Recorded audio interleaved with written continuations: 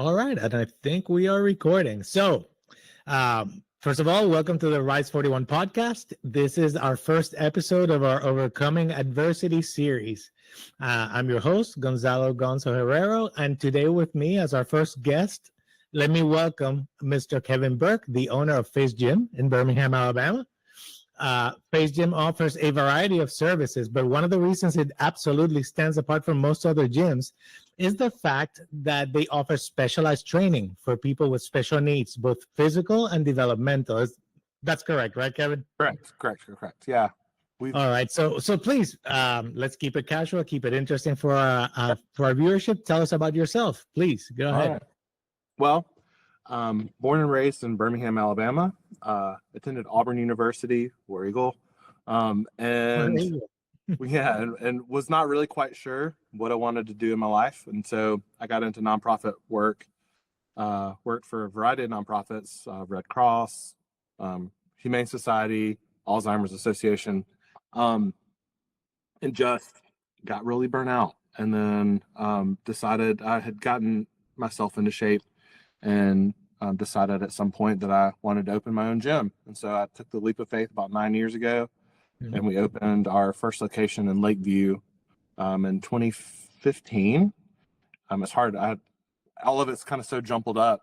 So sure, it's been a while, but it's been a journey, I'm sure. Yeah, I mean, it just kind of like the last 9 years just kind of all seemed to run together. And we started as a small boutique personal training studio, and then our clientele grew and we wanted to start offering open gym. So we added on, didn't feel like we had enough space. And so we added on again right before COVID lockdown. So now we have, yeah, that was a little unnerving. That must have been an experience right there. Yeah, I mean, it actually helped us out long run because we had enough space to spread out when we could open back up. But we have it's about 6,500 square feet of space downtown. And then we can share the story later and how I get into working with people with special needs. But that clientele started growing, and then I started tapping into the younger kids who come with moms and dads and siblings and whatnot. And it was, our space is just not conducive for all of those people to like sit and wait, and there was nowhere for anyone to sit down. If there were music that was a little too loud, some of my kids with sensory issues would have a really hard time. So we opened a second location, and if you're not familiar with Birmingham, over the mountain in Sandy Hills. And so we made it a sensory inclusive gym. So we opened that one up this year. So, and that is definitely a proud accomplishment. There are not a lot of those. No, actually, as far as I know, you are literally the only game in town when it comes to that. We actually asked our friends at Culture City if they knew of any other gyms that were sensory inclusive, and there's not one anywhere. So yeah, and now let me share with the viewers kind of a small spoiler. The reason I know and I met Kevin is because Kevin is the coach to my son Chandler, who has special needs. He's a young man who lives with Down syndrome and is on the spectrum. And Kevin has been training him for the last, I believe, 2 years now. It's been at least 2 years, maybe more. Yeah. And that's how we met and how we built this relationship. So I can attest, not only am I an interviewer, I'm a client. So and the change of your work, Kevin, with your efforts to bring functional movement to the exercise, not just the fitness aspect, but the actual practical movement, the application of all that has been incredible. Like, he is in the best shape of his life by a long shot, and that's very much something that my family and I would love to thank you for. But anyway, let's go back to you. So would you like to share an example of a story perhaps that might inspire our viewers regarding how to overcome adversity, or an example of that? Sure. I guess probably the most popular story from the gym is the story of Jack Knight, who is a young man with autism. If you met Jack, you would have no idea that he's like very smart. There's just this incredibly smart, funny man locked in this body, and he walks in with a bag full of stuffed animals and talks in lists and is just like a goofball. But they started doing a communication therapy called RPM with him, this rapid prompting method. And so they Okay. ask direct questions, and then he can answer on a message board. And Mhm. so they started this probably about 6 months before he started working with me or something. Okay. And then it started just unlocking his brain. And so they started realizing how smart he was, that he understand, like he was in the back of the class in high school, but he was in geometry class, but he was listening and paying attention to what was going on in the class. So he Wow. understands geometry, biology, trigonometry. He's apparently loves to study the Hubble telescope. He knows multiple languages. He's just really, really smart. Wow. Yeah. So, but as they were kind of unlocking his brain, he told his mom, or said in one of his therapy sessions, he wanted to run like his mom. And so his mom comes in one day and she's like, "Hey, Kevin, you know, an RPM last night, Jack said he wanted to run." And I was like, "Really?" And she said, "Yeah, he thought he wanted to run." And I was like, "Well, I mean, why does he lose his mind every time I say, let's go for a walk around the block?" And she's like, "I don't know." And I was like, "Well, I want to know. Like, otherwise you're like Sure, wasting sure. money. Like, they're making this up. There's just no way." And so he went back to him and said, and they asked him, and he said that he was afraid he was going to hurt himself. And granted, he's apparently very self-aware, because he was super frumpy at the Right. time. I mean, just Right. really just didn't have control of his body, which is not Mhm. uncommon for someone with autism, or, Right. the fine motor skills are not as developed. And so, Mhm. so I said, well, let's change all of his programming. And so that's when I started actually doing more functional training with people with disabilities, because he needed the agility and the crawling and the jumping and all of the stuff that I Right. do. What I would originally have planned for distance runners, because I'm a distance runner. And Right. so I had kind of just readapted all of that and then started doing it with Jack. And he started getting stronger and stronger and stronger, doing box jumps from the floor. I mean, just incredible progress. And his mom said that she likes to do 5Ks with him, but he just bitches and complains. The man, I mean, he's when he's Doesn't mad want at to you. live 5Ks. Okay. Yeah, if you ever want to know what you sound like, you make Jack Knight mad, because he'll mock you in your voice, like in a tone. Like, so Yeah, it you're will like, be perfect. do I Perfect really sound mimicry. like that? I mean, come on. So I did a 5K with them, and we came up with the system of running to an obstacle or an object, and then walking to an object. And it turned out to be about 30 seconds. So we started Okay. doing 30 seconds running, 30 seconds walking. And so we did a couple of 5Ks, and he got faster. His time just improved drastically. So Right. then we tried a 10K. And I think he did two 10Ks. And then we decided, hey, what the heck, let's do a half marathon. So in November of, I think it was 2018 or 2019, we did our first half marathon, the Magic City Half Marathon. And, I always joke his mom is like the quintessential show mom. She, of course, had like the whole mob of people behind us supporting us. Sure. And, so we had this whole system. And he crossed the finish line, and we were all in tears and hugging. And, he did it, he did it, he did it. And I jokingly said to his mom, I bet he's going Right. to want to do a full. And she's like, we'll find out on Monday, because he's got RPM. And so they went back, and he said he wanted to do a full. And so we came up with a system where I did, I think, 3 or 4 more half marathons with him, because he can't tell me when it's hot, cold, or whatever. When he starts mocking you, Right. something's He's up. uncomfortable. Is that his sign that he's uncomfortable? He's Okay. agitated, uncomfortable. So you Okay. just have to figure out what it is. And so it took 3 or 4 half marathons for us to come up with a system. And then in February of 2020, we did our first marathon. And we did the Mercedes Marathon.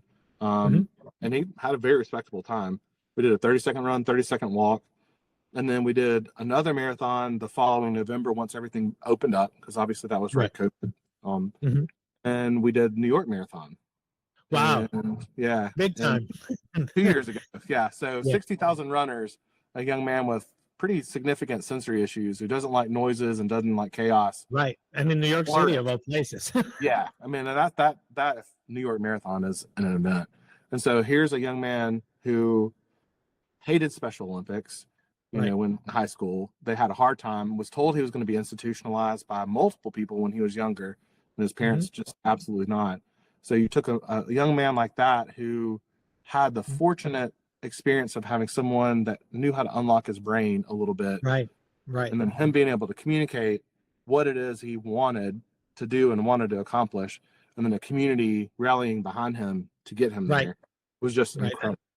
No, I mean, that is an incredible story on so many levels, from a family support level, from you as a coach, taking on a frankly, what I think many people would have considered a very daunting kind of challenge. This is not for just anyone to handle. So, and then to have that, that trial and error and practice and that tenacity, again, that we talk about overcoming adversity. It's kind of like the big Rise 41 model. That's what we're about, and what the stories we want to share with people, because life is tough. Life is difficult, presents challenges to every one of us.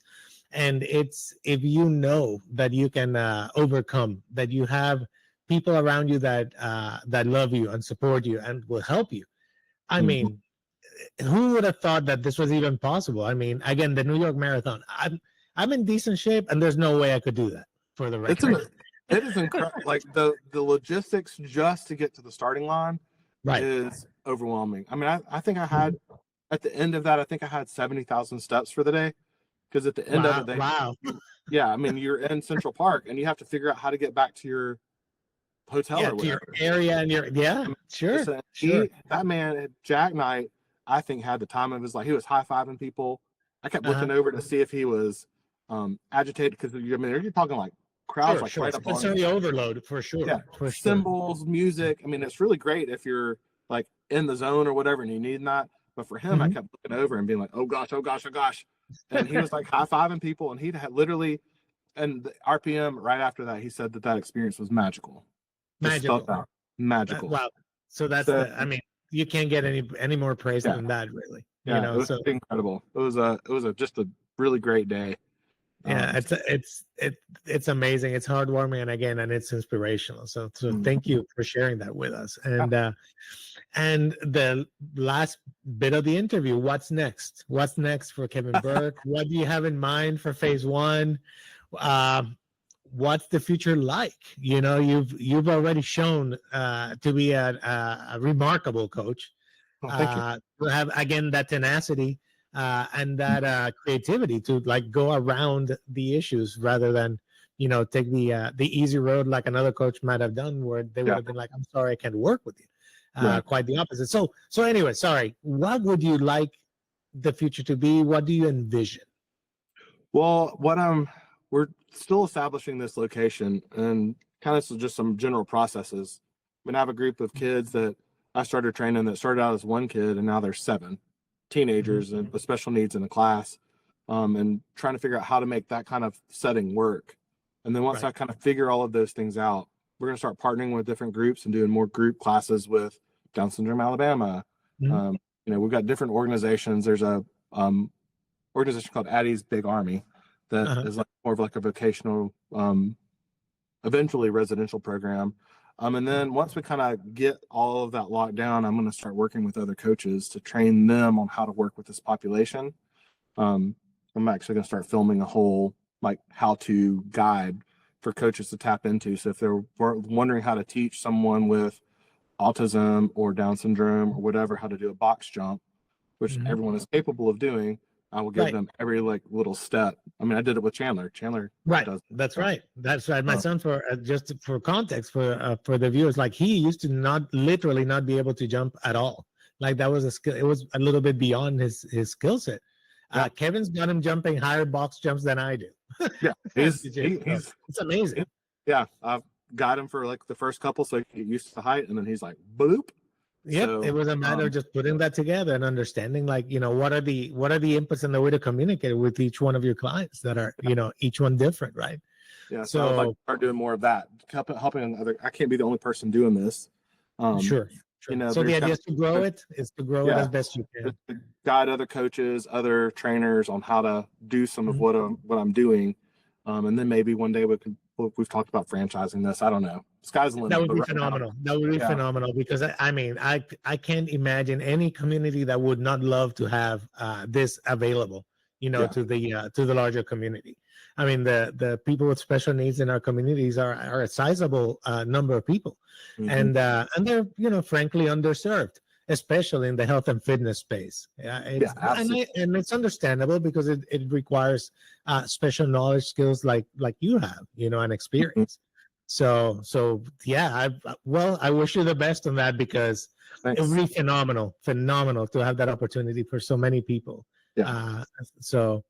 All right. With that, do you have any words of inspiration, maybe to close out the podcast? Anything to tell our maybe somebody who's watching this who's struggling, trying to figure out their goals, how to achieve them. Maybe they're frustrated.